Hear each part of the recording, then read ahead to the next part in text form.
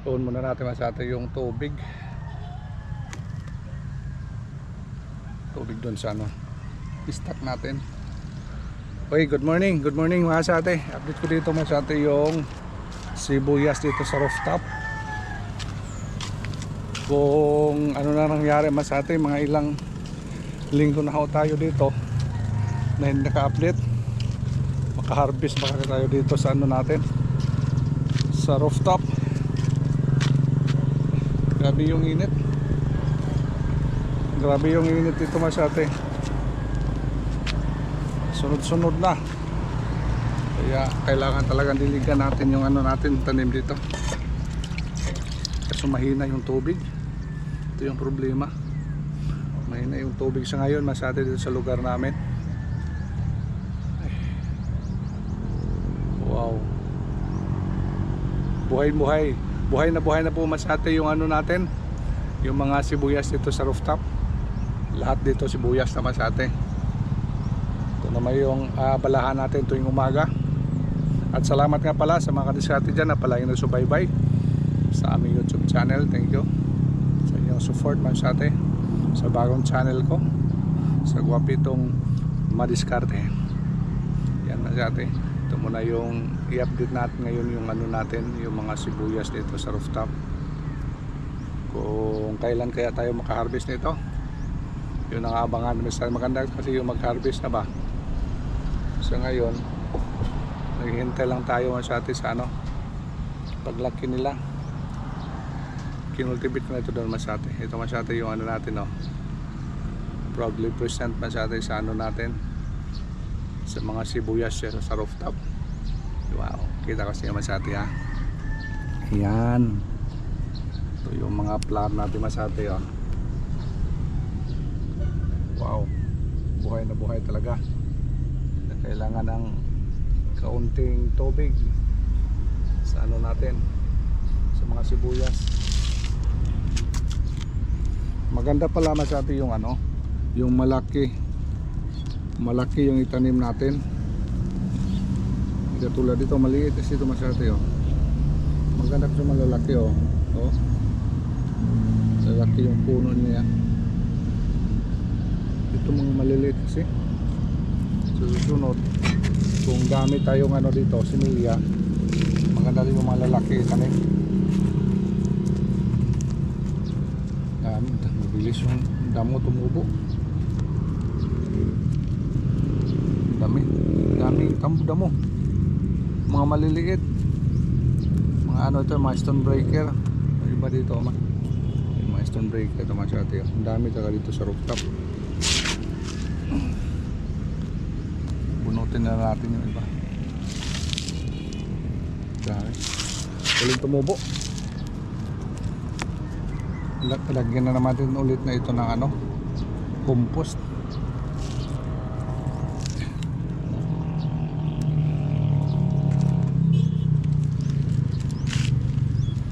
Wow, ito sa kabila. Okay rin dito, oh.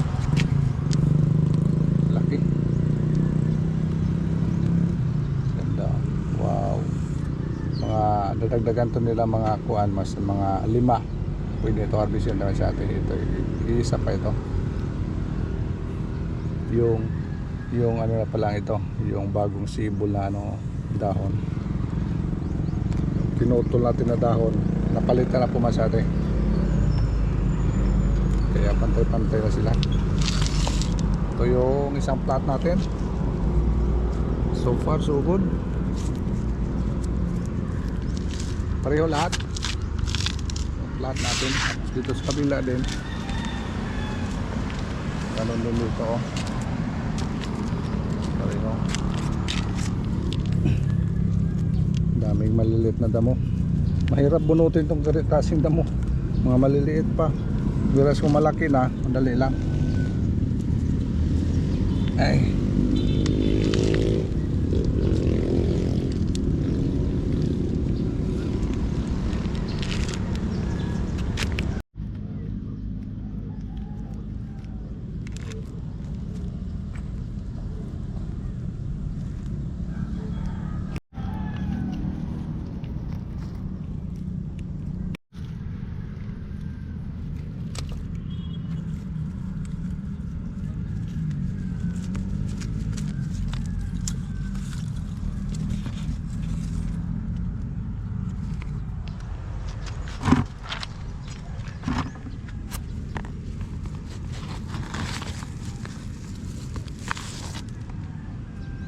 puno naman sa atin yung ano natin, lalagyan.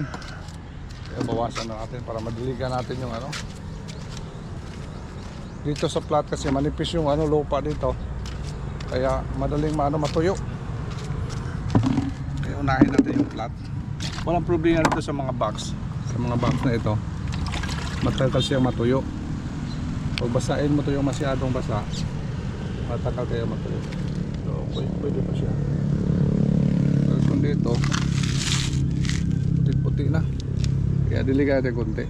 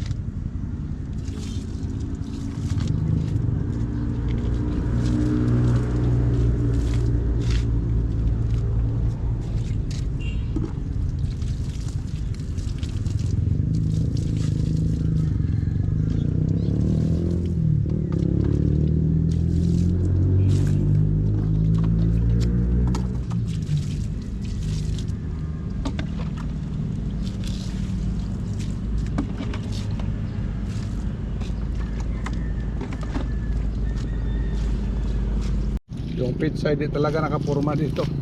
Dami kaming city bird oh. Kinakain nila. Grabe. Kaya ito hindi kinakain nila yung dahon. Hindi maganda ito masate.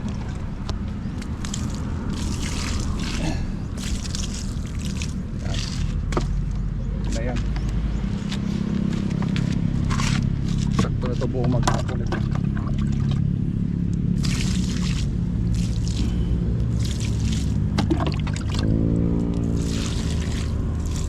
Umagala po tayo dito magdilig.